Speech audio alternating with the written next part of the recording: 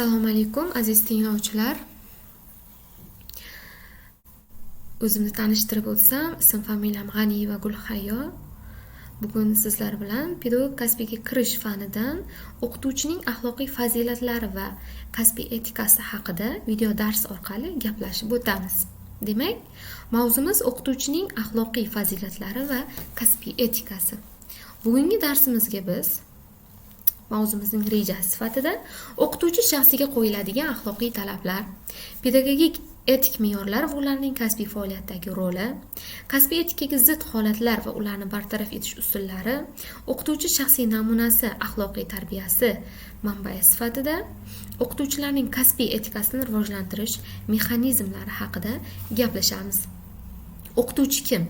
O'qituvchi avvalo jamiyatning ma'naviy va intellektual poydevorini yaratuvchi shaxsdir. U nafaqat bilim beruvchi, balki yosh avlodni axloqiy, estetik, vatanparvarlik va insonparvarlik ruhida tarbiyalovchi murabbiydir. Shu sababli o'qituvchining axloqiy qiyofasi, nutqi, xatti-harakati va odobi o'quvchilar uchun namuna bo'lishi zarurdir. Kasbiy etika o'qituvchining o'z kasbiga, o'quvchilarga, ota-onalarga, hamkasblarga, rahbariyatga, jamiyatga nisbatan to'g'ri, odobli munosabatda bo'lishini belgilovchi me'yorlar tizimi hisoblanadi. Kasbiy etika pedagogik odob tushunchasi bilan chambarchas bog'liq.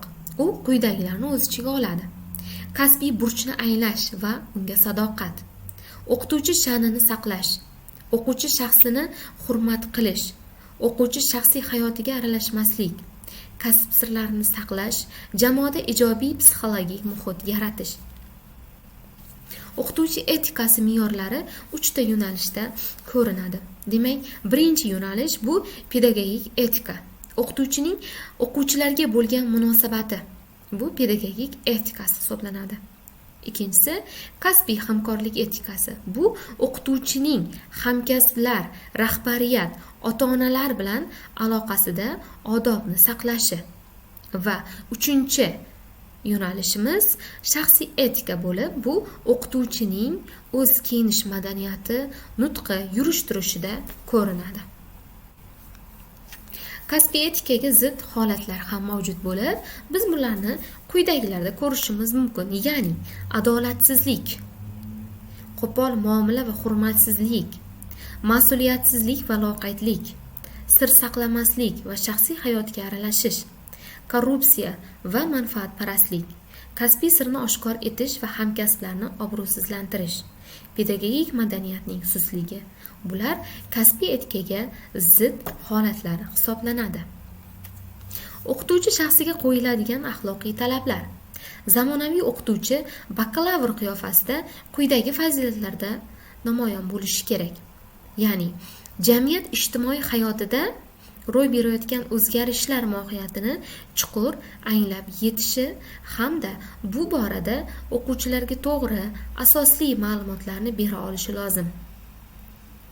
Zamonaviy o'qituvchining ilm-fan, texnika va texnologiya yangiliklari va yutuqlaridan xabardor bo'lishi talab etiladi.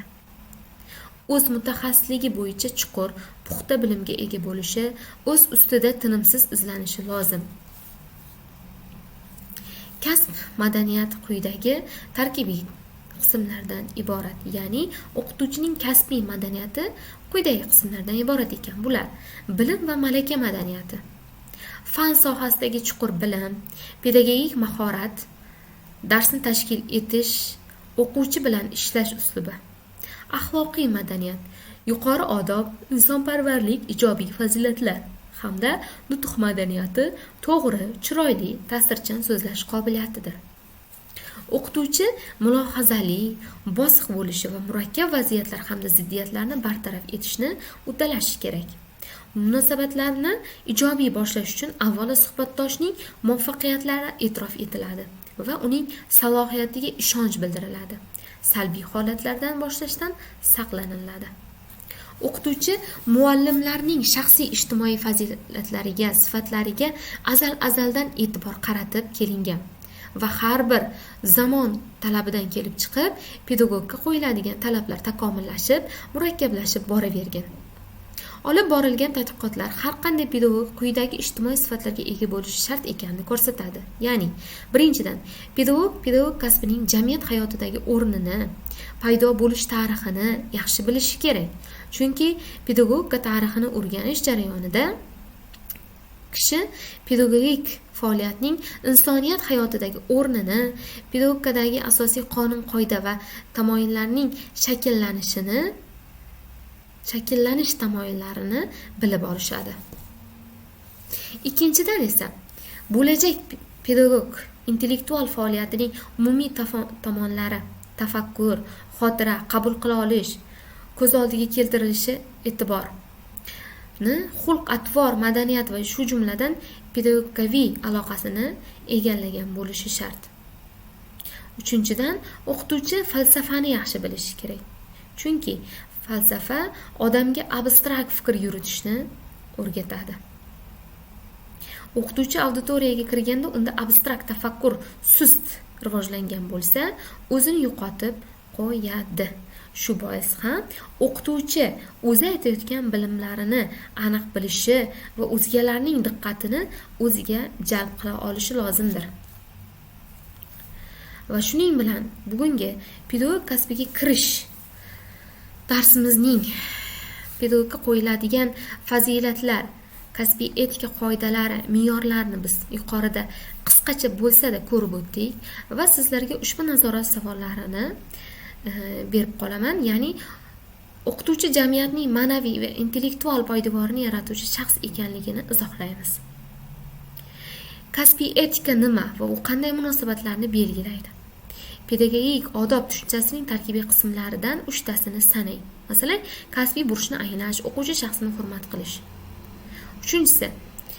4-si ekan, o'qituvchi kasbiy etikasi me'yorlarining 3 ta yo'nalishini pedagogik, kasbiy hamkorlik, shaxsiy etika bularni izohlaysiz. Kasbiy etikaga zid holatlardan 4 tasini, masalan, adolatsizlik, sir saqlamaslik, kamsitish bularni sanab o'tasiz. Demak,